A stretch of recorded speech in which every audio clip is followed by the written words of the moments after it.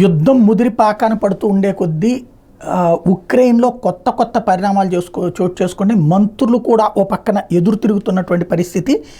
Ukraine foreign minister Dmitry Kuleba questioned US ability to maintain world order during an interview.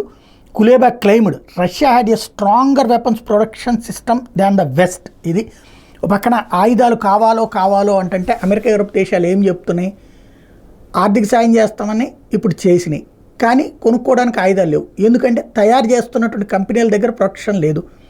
ఎన్ని product చేస్తే ఎన్ని అయిపోతూ ఉన్నాయి. ఉక్రెయిన్కే పంపించారు, ఇప్పుడు మరో పక్కన ఇజ్రాయెల్ కూడా పంపించాలి కాబట్టి వీళ్ళకి తగ్గిస్తున్నారు.